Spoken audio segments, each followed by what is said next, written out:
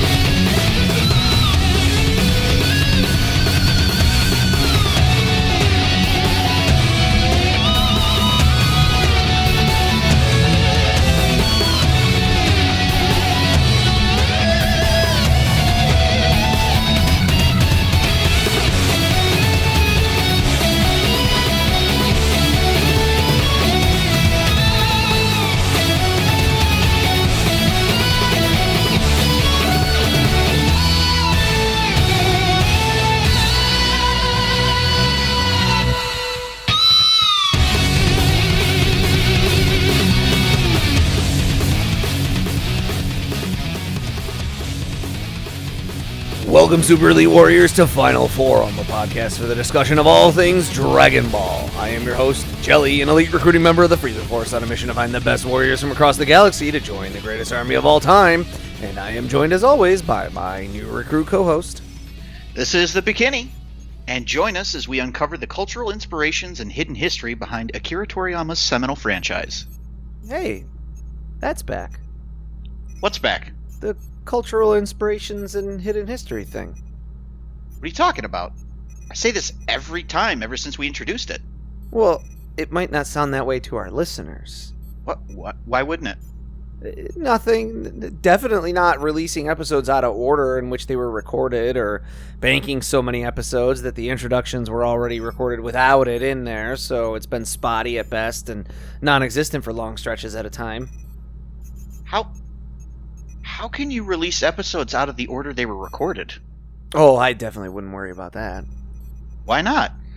Because we don't want to keep our audience waiting too long before we start discussing Dragon Ball Z, the most popular part of the Dragon Ball franchise. I feel like they've waited a very long time already. No, it's only been a few hours since we wrapped up the Piccolo Jr. arc. Really? Because it kind of feels like it's been longer than that. What? What are you talking about, over 6 months? It's just been a couple of hours. In fact, I think probably just minutes. Minutes? Well, now I know you're crazy. What? What do you mean ridiculously stretched out amount of time? I'm pretty sure it was actually 5 minutes. You know what? Now that I think about it, you might actually be right. I think it was 5 minutes. Exactly. 5 minutes. Not 10 plus episodes. Definitely not. Agreed. And on that rare note of assent, let's dive into this week's topic.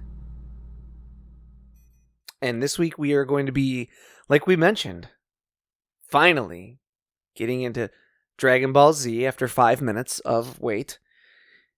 And we are going to start with episodes 1 through 5 of the show.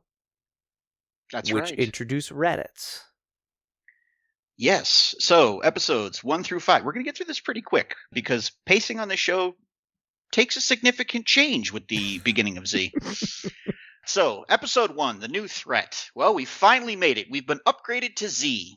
As a Z member, you now will be given access to stunning visuals, legendary story arcs, and so much filler.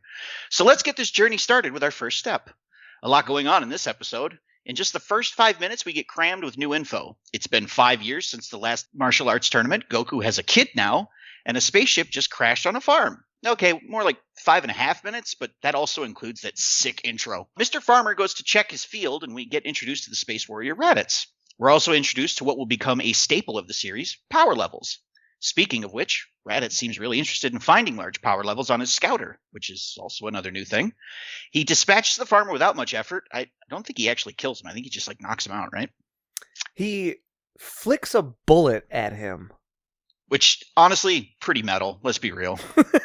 And he takes off after the first large power level he can find, assuming it to be somebody named Kakarot. We cut to a scene of Gohan chasing a butterfly through the forest. We would assume Goku's progeny to be quite the athlete, but that doesn't seem to be quite the case. He does have quite the temper, though. He seems to be doing all right. Elsewhere, Raditz is still searching for Kakarot, but instead he finds Piccolo. Despite sensing Raditz's power, Piccolo stands his ground. It doesn't go too smoothly for him. Fortunately, Raditz is distracted by the biggest power on the planet. Wonder who that could be. Raditz mentions something about Saiyans, another big first, and we get a little preamble to a developing backstory for our hero. That brings us to episode 2, titled Reunions. We start off with what has become a standard in the anime at this point, the recap. Say what you will about it, but it's a great way to establish context for the events of the episode. But let's be honest, it's also a little bit of padding. The actual story starts this up with Bulma showing up at Kame House for a reunion with the gang. Roshi, Turtle, and Krillin are there, and one of them is still a gropey old man. Goku and Gohan show up, and Goku introduces everybody to his son. While the shock of learning that Gohan has a tail sets in, as well as his radical differences from his father, Raditz arrives. He calls Goku Kakarot and berates him for not wiping out humanity. Then he KOs Krillin with his tail? Okay, so this guy might have some kind of link to Goku. Goku's a space alien. Raditz is his older brother. They're part of a race of space warriors known as Saiyans that wipe out life on hospitable planets so they can sell those planets for cold hard cash. Oh, and they turn into giant apes in the light of a full moon. We also learn it's a Saiyan's tail that allows for this change. Their people are on the brink of extinction, so Raditz is here to recruit Kakarot to their cause. Goku declines, so Raditz takes the next best option, Gohan. Goku tries to stop him, but gets taken out very handily. Can Goku get him back? Which brings us to episode 3, Unlikely Alliance. Okay, well, Goku got his butt kicked, had his son kidnapped, and doesn't appear to have a lot of options. What's sonless Goku to do? Accept an alliance with his biggest hater, of course. Well, Piccolo is pretty strong, but there's no way Goku isn't going to save his son, so what's the plan? Grab his tail. One problem, Goku doesn't think he can do it alone. Lucky for him, Piccolo shows up holding a grudge against his entire family tree. They also use the Dragon Radar to track Raditz down thanks to the Dragon Ball on Gohan's hat.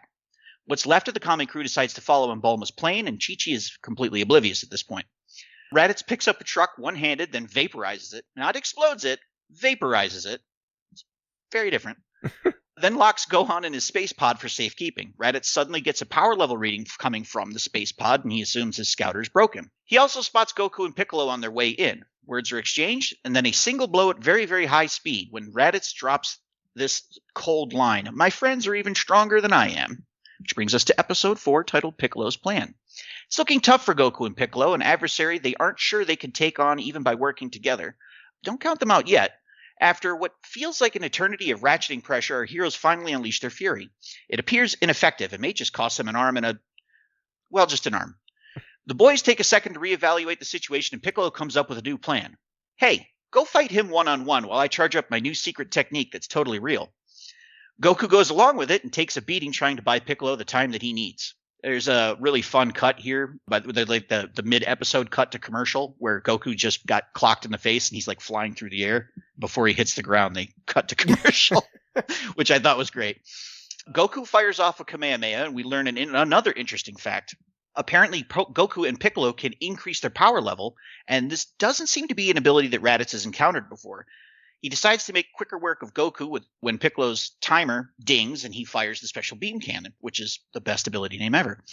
Raditz is completely toast, or at least he would be if he wasn't so fast. But before Raditz can, in turn, try to take Piccolo out, the injured Goku hops up and grabs his tail, sapping all of Raditz's power. Piccolo grabs this opportunity to start charging his solar beam again, but Goku kind of has an attack of conscience and decides to let Raditz go. The good deed, however, doesn't go unpunished, and it looks like Goku might be down for the count.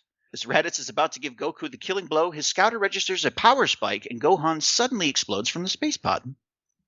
That brings us to episode 5, Gohan's Rage. Gohan throws the mightiest of temper tantrums and earns himself a concussion in the process. Fortunately, it also takes out a few of Raditz's ribs. This sets up Goku for the perfect full Nelson to hold Raditz in place for another special beam cannon. Raditz tries playing the sap card again, but like most techniques, it doesn't work on Goku a second time. There's also an absolutely rad shot where Raditz and Goku get perforated by the special beam cannon. 2 thumbs up, great art. Oh, yeah. And then Piccolo decides to do what all great villains do. He gloats.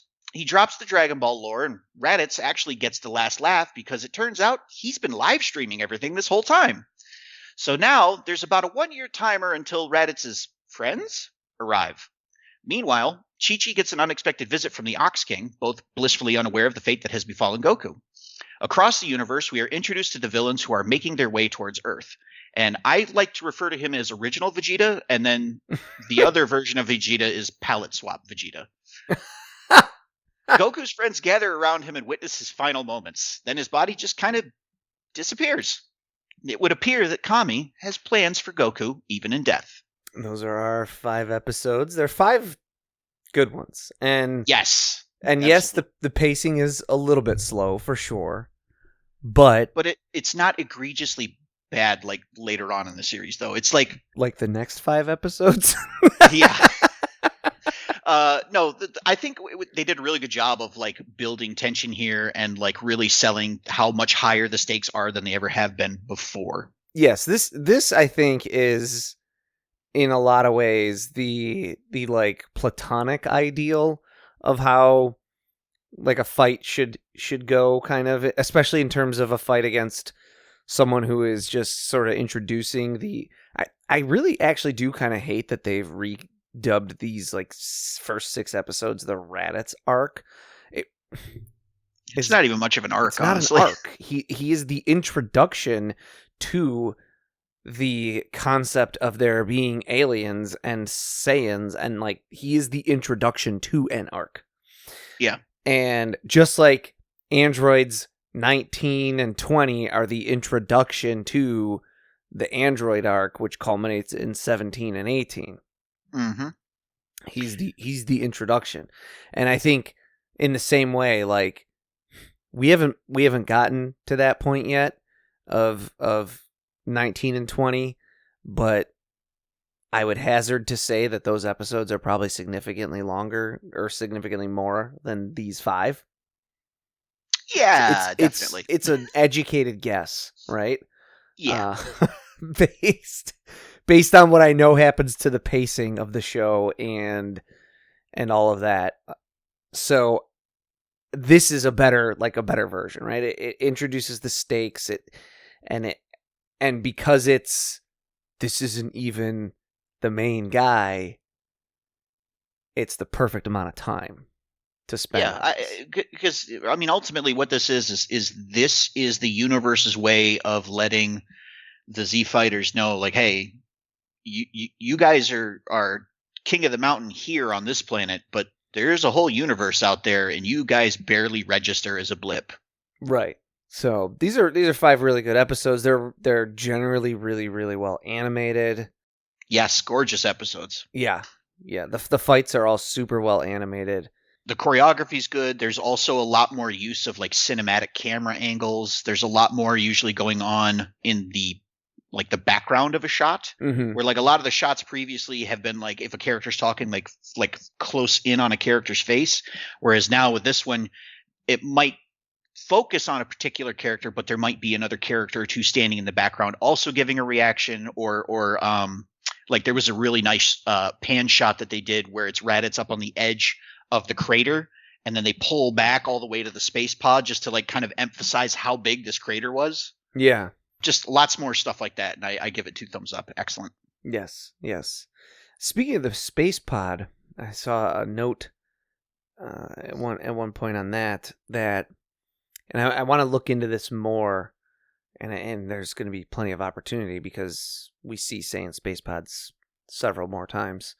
Oh yeah. But the idea of like Goku now having his origin being that he was birthed kind of from this space pod, mm-hmm. is akin, actually, like we talk about. We're going to be talking about how the series is going to start straying more and ever more away from Journey to the West, but that's a way in which it kind of is more like it, because the Saiyan space pod is an unnatural thing.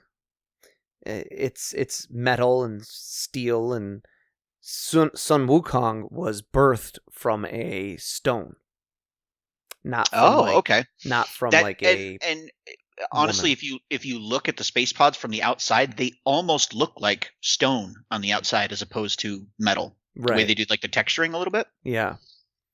So I found that note a little interesting. I want to like look into that a little bit more. And like I said, we're going to see a whole bunch more Saiyan space pods. So something to kind of keep in the back of our head. But So yeah, we've talked about series pivots in the past quite a bit. From a fairly straight Journey to the West adaptation, or riff, I guess, to a more battle-oriented series. From gags to fights, from tricksters to actual villains. Dragon Ball was reinventing itself, even if just slightly, to grow and change with its writer and its audience as the characters themselves matured, which was also almost a pretty big no-no in the big book of successful manga historically. You had a formula, you stuck to it. People will say Dragon Ball is all the same and it's just constantly raising the stakes and power levels and transformations until it's just a hodgepodge of sameness all the way down. But while the DNA is that all there for sure, Dragon Ball bucks the trend of more formulaic entertainment that came before, and that demarcation point is no more pronounced than it is in the shift from what we know as Dragon Ball to what is called Dragon Ball Z. So, and if you're joining us for the first time as we're getting into DBZ here, we'd encourage you to go back and listen to our catalog, because a lot of what we're going to say is going to build on it, but also because I would say don't skip the original Dragon Ball. Also, shameless plug, but Yeah. You don't have to listen to all 70 some odd previous episodes, but yes, yes, you do. Don't listen to him. Listen to all of them. But if you want to skip the best ones and our March Madness tournaments, we don't get into learning on those so much. But like I said, then you're skipping the best episodes. So I mean, we learn about ourselves, really. And that's the important part. But for posterity, just in case people are hopping on now, the entire series of 519 chapters in 42 volumes, encompassing everything from Goku first meeting Bulma until the defeat of Majin Buu, is known only as Dragon Ball in its original format, namely the manga. It was only when being adapted to television that it was rebranded as Dragon Ball Z upon the introduction of the character Raditz to accommodate a great many changes in Dragon Ball during this time. So let's talk about some of them. First, it's around this point that Akira Toriyama's longtime editor Kazuhiko Torishima was promoted and no longer editing just Dragon Ball, and Toriyama's new editor was Yuu Kondo. More about Kondo some other time, but he was previously an editor for shoujo, or girls manga, and it's under his guidance that the manga comes to be about massive clashes between muscle-bound men leading to huge explosions and an endless series of transformations. I'm not sure if we'll find out enough about Kondo for a full episode like we've done for Toriyama and Torishima and Nozawa, but maybe we'll do like a Kondo combo episode and talk about his third editor, Toriyama's third editor, Fuyuto Takeda, along, and we'll do like a twofer. I mean, if you're going to call it the Kondo combo episode, we kind of have to now. That's a good title. Can't waste that. Also, now, I think we'll say this again, but this doesn't all happen at the start of Z. Like, Torishima actually had stopped being the editor somewhere in the 23rd Tenkaichi Budokai. Also, the anime staff shifted slightly around this point. We've talked about it in the past, but Kozo Morishita and Takao Koyama were given bigger roles as writers and producers, taking over those duties from Toshiki Inoue and Tokizo Tsuchiya, who were more associated with Dr. Slump. And this was at the behest of Torishima, so a lot of this happens in the prior arc or two, which is why we've noticed a difference in the animation style already leading up to this point. Mm-hmm. But here it becomes more pronounced, and Koyama and Morishita have their responsibilities and roles firmed up and expanded. They go from being writers and producers and people helping to guide the series to the showrunners, essentially. Nice. Torishima wants the show rebranded to note these changes and excite people. It's a marketing scheme to make people think it's a new story. Additionally, Toriyama himself pivots the series at this point. It'll retain a lot of its spiritual elements, but up to this point, Dragon Ball was mostly about spiritualities clashing. So martial artists with different philosophies, beings from other realms, gods fighting demons. By the end of the 23rd Tenkaichi Budokai, Goku is stronger than all the known beings under Earth and Heaven and in the Dragon Ball universe. So where else is there to go? Well, outside Earth, beyond heaven, to the stars. Dragon Ball becomes more sci-fi oriented. We leave behind some of the more esoteric ideas and focus more on some hard and fast rules and rationale for all the crazy things that we've seen in the series up to this point. For better or worse, the series becomes more streamlined, less Buddhist in its nature, less about different paths and mentalities to reach similar heights of strength, and more of a straight line to increasing strength and power. There are exceptions. We'll make sure we note cultural inspirations and historical touchstones along the way, even though clearly that breaks character for us, as we've always done. But the inspirations have become more sci-fi, more Western, and thus the appeal to Westerners reaches its zenith. So it kind of makes sense that Z's most popular. Toriyama is asked to help brainstorm a name for the rebranded Dragon Ball. And at this point, remember, he's something like about 6 months ahead of the show. So he's looking to Namek, he's seeing the possibility of Frieza, and perhaps, and we'll talk more about this too, the end of the story. He says there will be nothing after this once he finishes, so it should be called Dragon Ball Z. Whoopsie doodle on that a little bit. Well, then GT comes along and he's like, okay, well, I have to clean up this mess. but no, that's his, it's his simple rationale. It's also his, it's his attempt, in vain, ultimately, to be like, this is it.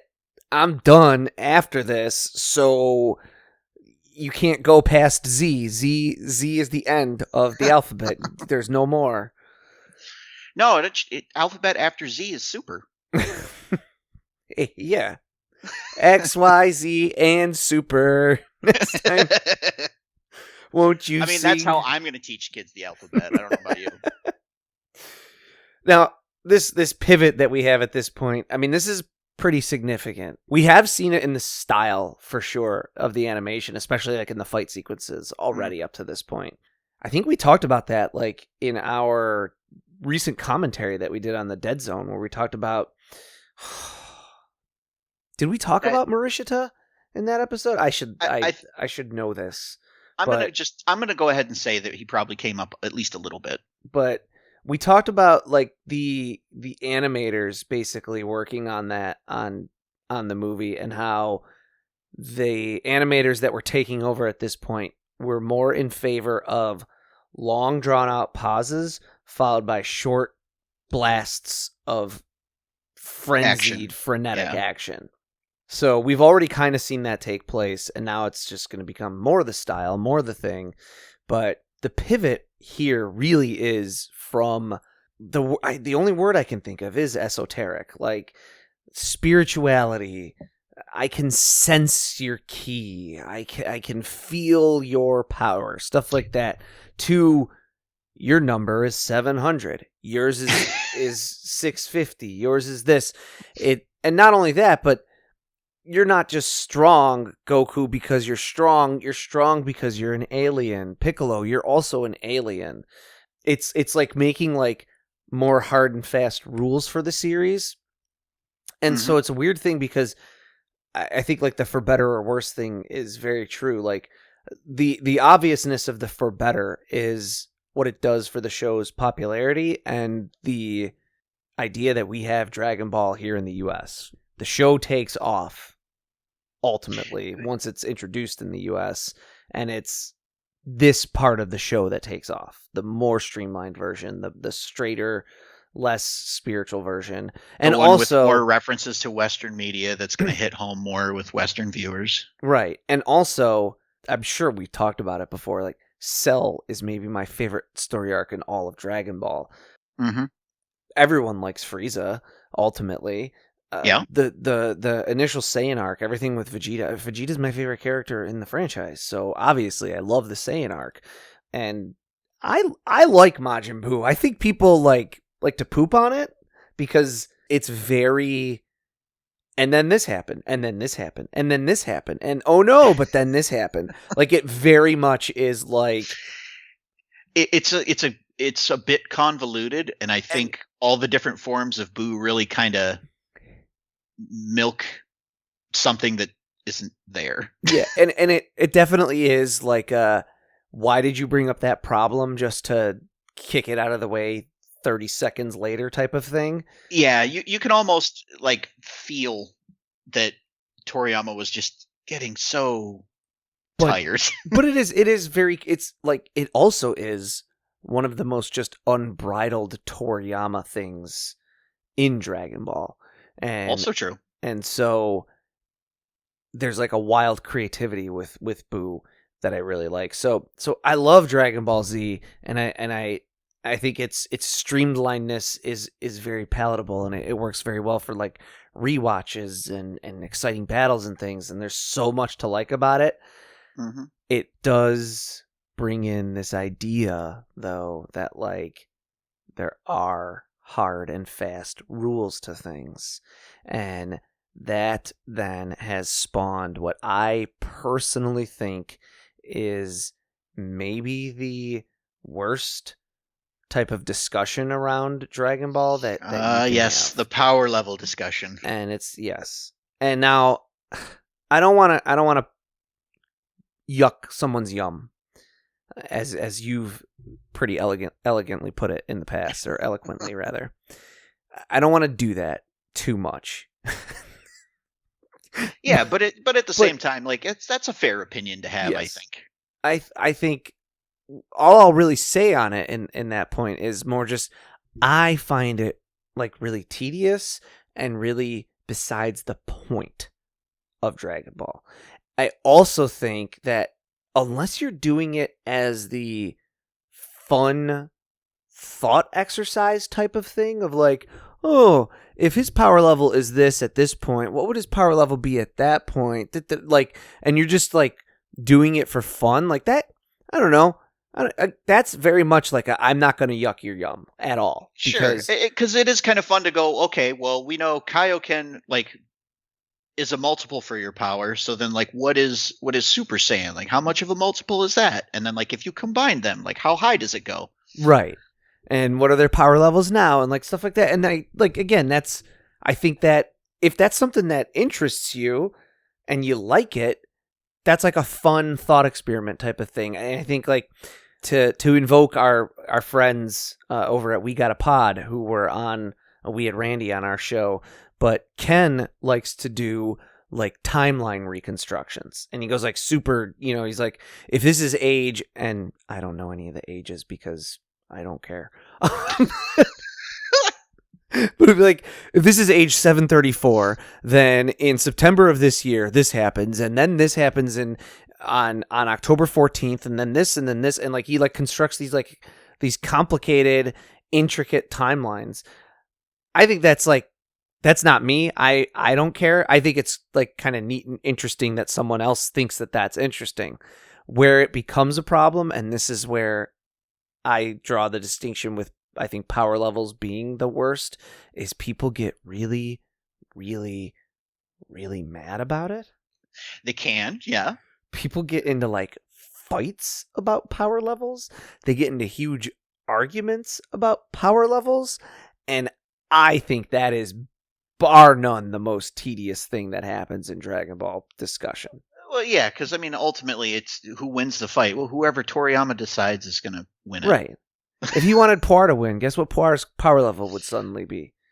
Or he'd find some loophole that would allow Puar to win. Yeah. You know, like think about the tournament at Baba's place with Krillin having to think around like the vampires, or not the vampires, the Invisible Man's shtick by covering him in blood. Right. Or I think it was Toyotaru who said the reason that Majin Buu falls asleep before the Tournament of Power is because that character is like overpowered, and he had to think of a way to get him essentially out of it. not have him compete in the tournament. And so, like, I mean, I argue that it would have just been something else, right? People are like, oh, what would happen if Majin Buu was in the tournament? I argue that, like, if he was forced to put him in there, Majin Buu would have, like, eliminated himself for a piece of candy or something. Yeah, exactly. Because like he turns somebody into chocolate, but then they fall over the edge and he jumps over after them. Exactly, because he's a joke character. Like, and then the guy that he turns into chocolate's not even like a major player; it's just some no-name jobber. Right, but so it's like it's stuff like that just. I don't want to yuck anyone's yum, as we keep saying, but I also think if that's your thing, don't use it as an excuse to yuck other people's yums. Agreed. And so it is it's the for better and for worse thing, because what happens too is people end up losing sight of so much of the spirituality and like cultural stuff that the series is rooted in. Absolutely. And a part of that is to blame on the American adaptation and the American translations and the edits and dubs, because it's not the room of spirit and time, it's the hyperbolic time chamber. Which, I mean, I don't know about you, but for me, objectively, that's just a better name. I mean, it's a way cooler name for sure. Yeah. It definitely is a very cool name, but all that name implies, because of the meaning of the word hyperbolic, is that it's a place where time moves differently. But the reality of that room is it's a place that like tests your ki and your spirit and your spirituality and your willpower just as much as it does your ability to physically train yourself. And that's important context to miss. And the more the series goes in that way down the path of Dragon Ball Z, the more we lose sight of some of that, which is then also, again, maybe we'll find out when we ultimately revisit Super 6 years from now that it's not as good as my memory is kind of holding it up to be. But I think that's where a lot of the problems come in with Super, is people get like very mad about just like quote unquote random power scaling things. And I'm like, because there's not supposed to be like linear rules. Like people get very mad about like, oh, when is Vegeta going to get Ultra Instinct? Why didn't Vegeta get Super Saiyan 3? We talked about this back when we talked about training, when we did our Shugyo episode. There's multiple paths to reach a state of mastery, and those two states of mastery also are not necessarily the same. Agreed. And that's why I do like the idea of there being like Ultra Instinct, Ultra Ego, and then what's the one for Gohan? Is it Ultra Beast? I think it's just Beast. It's just Beast? Okay. But yeah, no, Yes. I agree with you. I like that there's been a return to emphasizing the different pathways that Right, these because people attain their power. Z, as much as I love it, Z It's very much training is and trying Goku, to get the next level of transformation. Goku's here, and because it's a lot of it is just Goku, not just, but it's Goku and Vegeta's rivalry that fuels Z. It's Goku's here, Vegeta's here. Goku gets Super Saiyan, Vegeta gets Super Saiyan. Goku gets Super Saiyan. Well, Gohan gets Super Saiyan 2. Yeah. Vegeta then goes Majin to get Super Saiyan 2, but Goku by then also has it. And then Goku gets Super Saiyan 3, and Vegeta's mad because he doesn't have that yet. It's not until Super that cycle of them going for the same level constantly gets broken. Mm-hmm. And I like you said, I like that return to the more... Like the more I think the less easily, like the less rules you have and the less explainable it is, the more you can like enjoy it and invent your own headcanons. And it makes it easier to like wipe away writing inconsistencies. Which I'm sure Toriyama was a huge fan of. So there's pitfalls and everything, but it is obviously good for the success of the show. Yeah, I mean, nothing's perfect, but like honestly, overall, this IP has been pretty solid. Yes. So let's talk a little bit about Raditz, if we will. Let's start with his design. We'll talk about Scouters both later on and throughout the next couple arcs, but hey, there's the Scouter. That's it. It's new. There's a lot to talk about with Scouters. There's a lot to unpack with them. There's a lot of really interesting stuff that happens with... we just like the streamlining and everything, but like it's different worldviews. It's the Frieza Force worldview of the number on the Scouter is what matters, period. Which versus I think there's like a little bit of like a fascist hierarchy thing going on there. Just a little. But versus the Earthling ideal of, well, it doesn't matter what that number says because I can change mine. Hacks. It's hacks. Yeah. And B, I can manipulate all my ki into one spot of my body, and like that's what Piccolo's doing with the special beam cannon and such. So yeah, my number's not high enough here. Let me go hide in this closet for a year, and then I'll come out stronger. So as for Raditz's armor, Saiyan armor definitely looks like it was inspired, appearance-wise, by the design of King Gory, a monster of the week who appears in episodes 52 and 53 of the Grendizer anime. Grendizer is the third entry in the Mazinger series, which is a long-running series of manga and anime featuring giant robots. It was originally created by Go Nagai in 1972, and it's considered the main inspiration for the super robot subgenre of manga, anime, and tokusatsu entertainment that became extremely popular in the 1970s in Japan. Nagai is considered one of the greatest mangaka to ever live, with his influence in the super robot genre being compared to that of Toriyama's in shonen martial arts stories. So that's, if you've never heard of Go Nagai before, you should have. I've definitely heard of him. Interestingly, this is a wild factoid. There's this weird internet, I don't know, tradition, trend, thing that happens where people share stories about Toriyama, and they say like, oh, here's Akira Toriyama doing something, or author Akira Toriyama speaks. They pair it with a picture of Go Nagai, not realizing that they are different people. This is a my Godzilla reference for this episode. This happens with Ishiro Honda and Eiji Tsuburaya a lot. People will share pictures of Tsuburaya on set with the kaiju suits because that was his job. He was the one who would direct the kaiju sequences. And they'll show a picture of Eiji Tsuburaya with the kaiju suits, and they'll caption it, pictured Ishiro Honda working with his stars, or something like that. And it's like trying to be funny, but like ultimately it's like this massive showcase of ignorance. Okay. Yeah. The internet's pretty good for that. People, like, that's a weird thing that I found out when I was, like, just searching around, and I, at one point, just I think I was looking for, like, has Go Nagai ever said anything about Toriyama, or vice versa, of, like, oh, I recognize game type of thing? Mm-hmm. And I found multiple instances of this happening. That's pretty funny.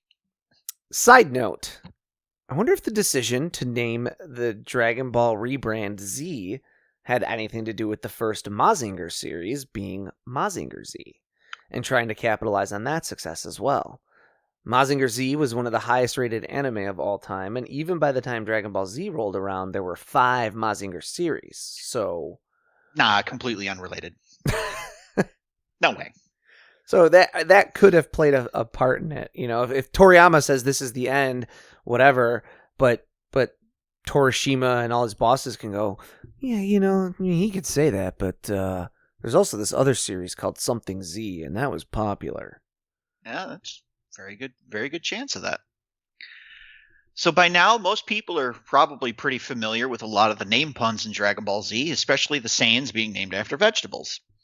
We've mentioned before that Saiyan is a reversal of the Japanese word for vegetable, yasai, with the syllables reversed, kind of like what he did for Torishima when creating the character Mashirito. Toriyama also took the philosophy of deciding a character's group or race and then building all their names and qualities off that classification.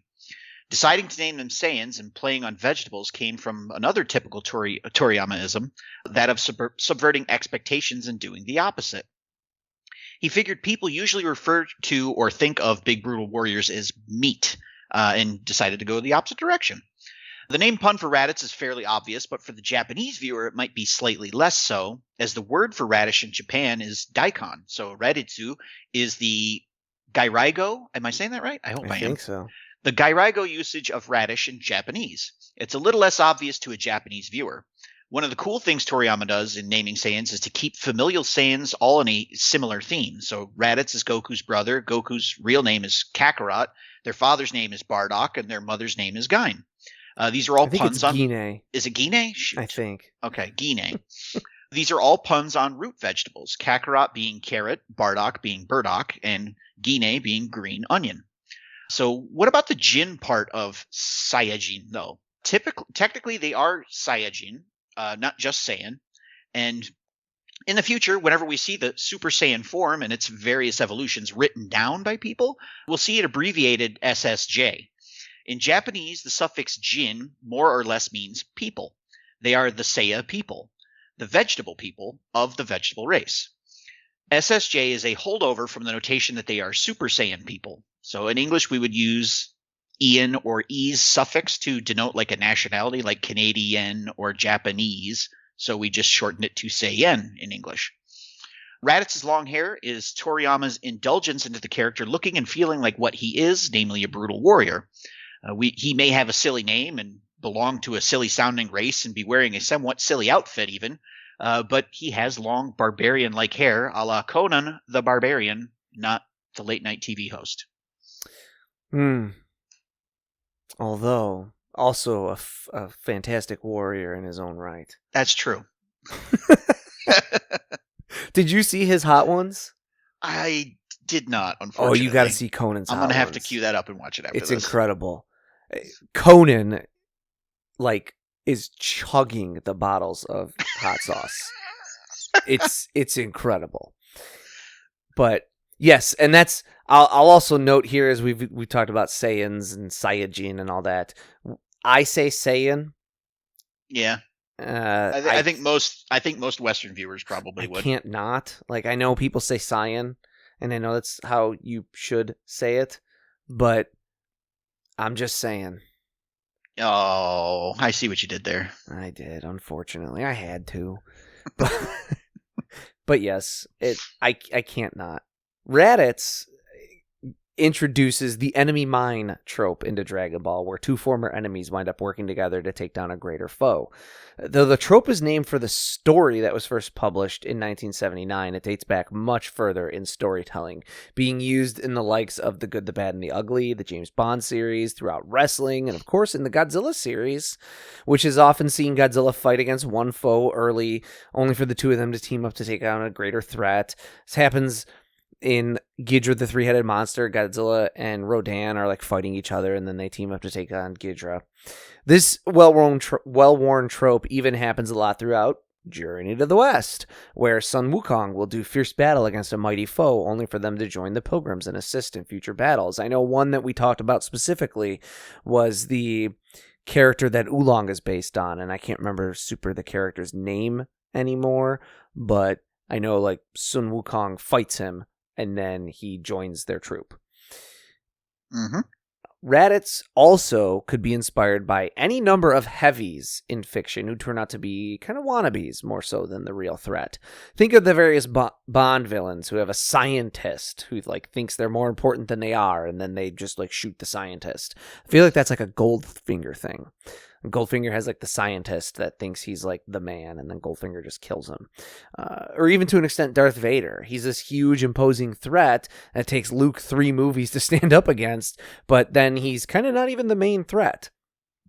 Furthermore, Raditz is the big brother bully, a trope that dates back to classic novels like Jane Eyre, where her stepbrother bullies her with impunity, or Great Expectations with Pip being bullied relentlessly. There's even an example of this in the series Osomatsu-kun, which we know Toriyama watched. That's the one where I mentioned, the Shie dance originates there, which, of course, Godzilla partakes in.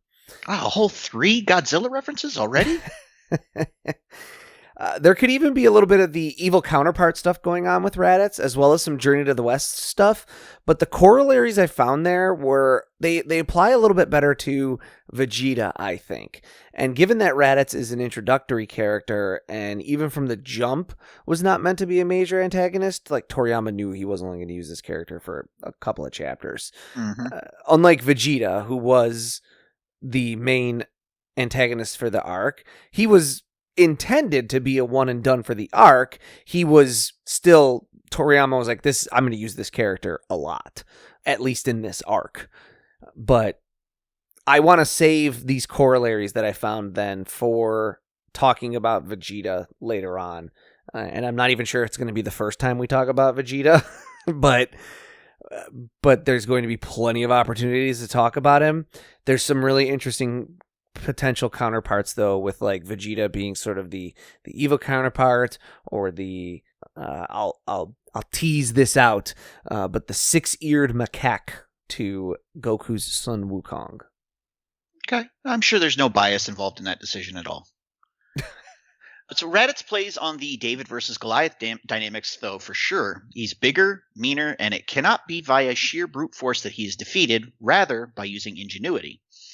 David defeats Goliath with a slingshot, Piccolo and Goku with the special beam cannon, aka the Makanko Sapo, or Demon Kill Light Pierce Cannon, which would be the direct translation. Maybe we'll talk about the move itself more some other day. Maybe a more Piccolo-centric episode down the line. Or we do like a whole episode about, Makanko Sapo, Kamehameha. That actually would be a fun episode. I would look forward to that. But back to Darth Vader, Raditz plays on a lot of Vader's themes. He's a surprise family relation. He's much bigger and more imposing, as Jelli mentioned. He's a heavy who thinks more of himself than he is. And he's also the kind of wake-up call person. When Luke gets a little high on his own supply in Empire Strikes Back, he challenges Vader and fails spectacularly, realizing how much of a gulf there still is to cross. After facing Raditz and hearing that there are 2 more Saiyans out there far more powerful than Raditz, Goku knows there's so much more training that needs to be done, and despite having won the World Martial Arts Tournament, there's still stronger people out there. This is a simple but somewhat elegant way Toriyama manages to give Goku further goals despite him having been crowned strongest under the heavens. There's a whole universe out there now, outside of the heavens, where Goku is barely a blip on the radar or scouter.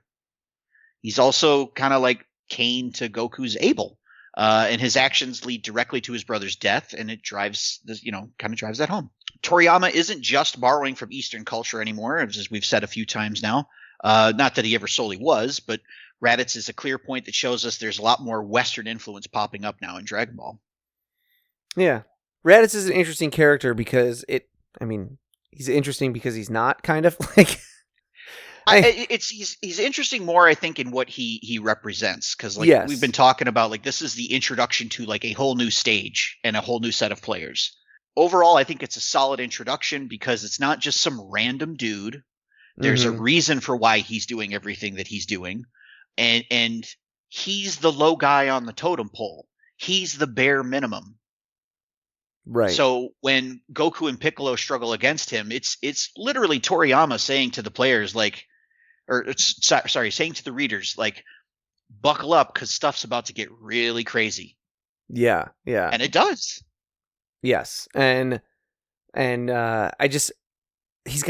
does have a really cool design. I think people key in maybe a little too much on the he's his brother thing. And do you think that's why people always ask to see, like, are we ever going to see Raditz again? Can you bring Raditz back? Is it the familial relationship thing?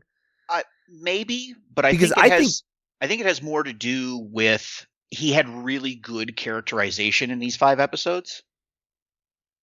And I think it's a little bit more rose-tinted glasses for a lot of people, because for a lot of folks, this was their introduction to Dragon Ball.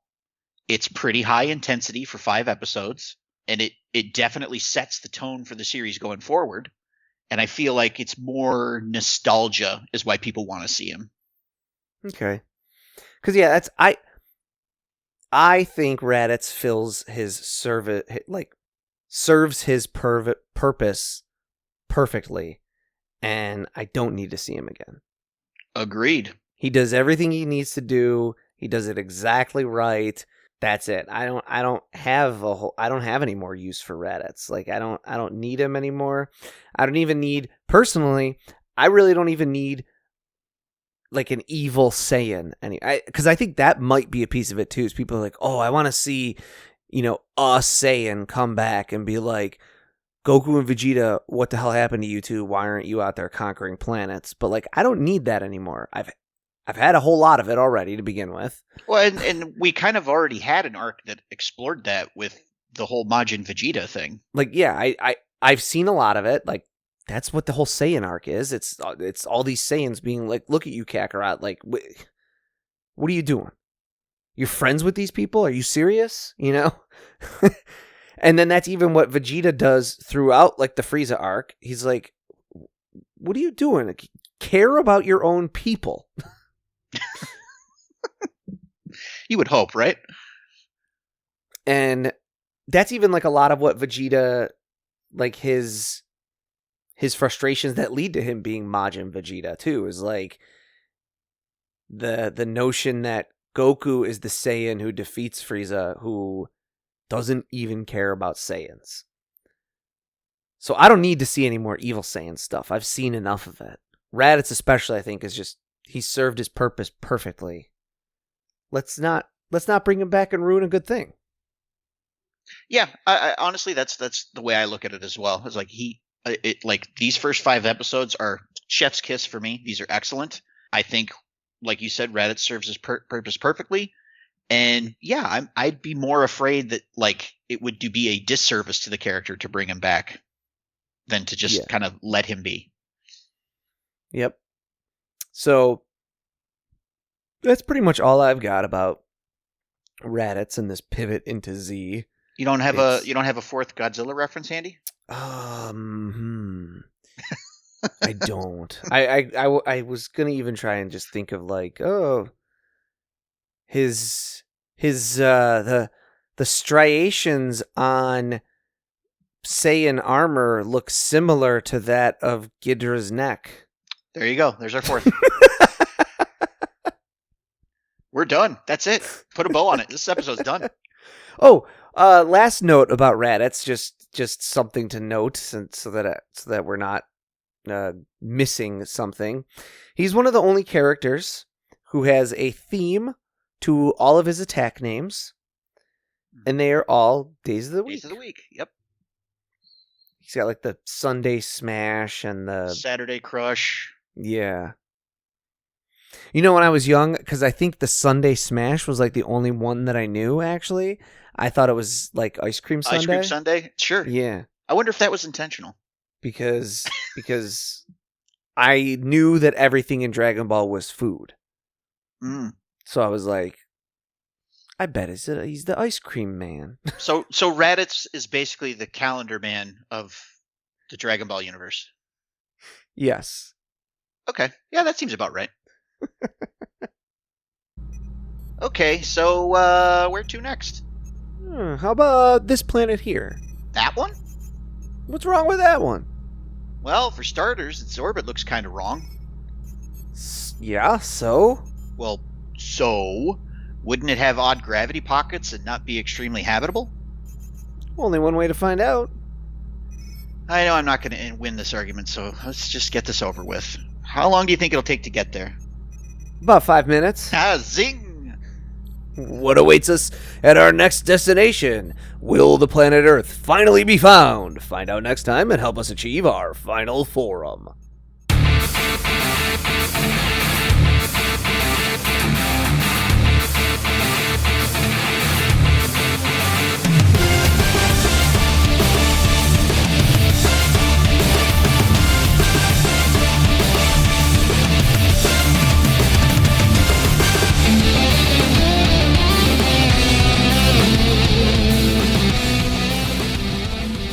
Final Form is written and produced by Tom Gwelly.